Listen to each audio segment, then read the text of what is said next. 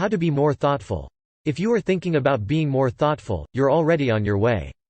By considering yourself and others, you will learn to pay attention to the small things, to anticipate the needs of others, and to notice the kindness that is given to you. Treating others thoughtfully.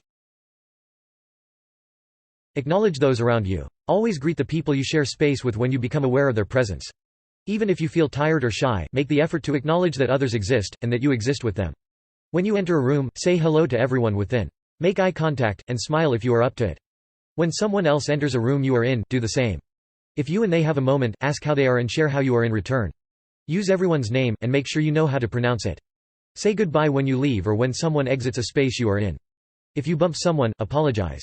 Acknowledge the needs of those you share space with. If there is food to share, take a proportionate amount. Ask real questions. When you chat with someone, ask them specific questions about their life.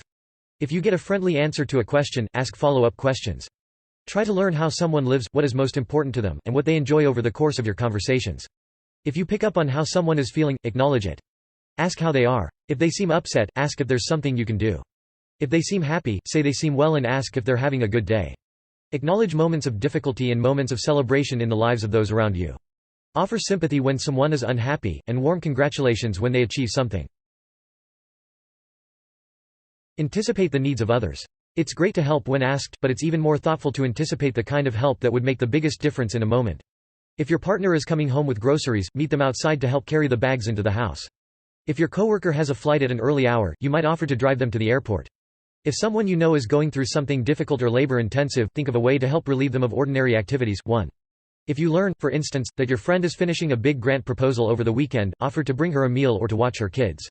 Organize with others who might also want to help. If someone you know is going through a health crisis, get in touch with their closest friends and organize a meal train so that they don't have to cook. With some thoughtful attention, you can become an expert on the needs of your loved ones. For instance, you may be the only person who understands a close friend's moods. When she starts making tons of exciting plans, you may be the only one who can anticipate that she will overbook herself and burn out, and the only person close enough to remind her that she may be attempting too much at once. Gather information about people in your life.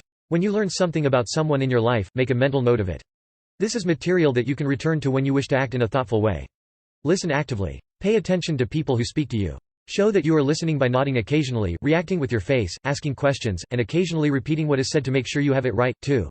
Write things down. If you learn something you think you may forget, such as the date of a friend's upcoming surgery, write it down in your calendar so that you can send them a card or check up on them when the time comes.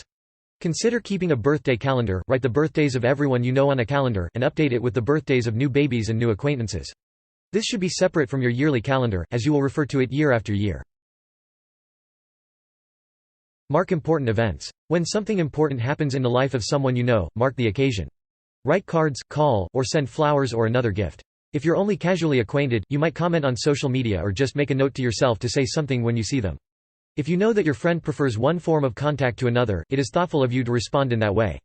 Write cards. Write thank you cards, condolence cards, birthday cards, retirement, birth of child, thinking of you, and graduation cards. It may seem fussy, but they really do make people feel good.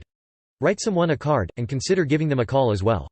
You don't have to buy occasion-specific cards each time. Keep a few packs of blank inside beautiful cards around the house, and write a personal message inside that is appropriate to the occasion. One cheerful pattern and one calming pattern is all you need. Send cheerful cards for birthdays, graduations, and other good news, and send the calming image for condolence cards and other more sober moments. It is perfectly appropriate to send a card when someone is sick, has lost a job, or is otherwise struggling with personal or familial hardship. It may feel awkward to mark a sad or complex moment, but it will feel more awkward later when you see the person and don't know what to say face to face. Ask permission when your actions involve others. It's thoughtful to consider how your acts will make others feel. Even if it isn't clear how much your act will ultimately affect another, it is still thoughtful to consider that they might want to have some say. For instance, if you have a funny experience with a friend, ask their permission before you tell the story to others. Get consent before touching someone.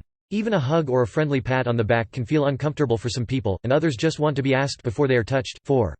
Even kids deserve this sort of consideration. Ask your child before you post her picture on social media. She may want to keep it in the family instead.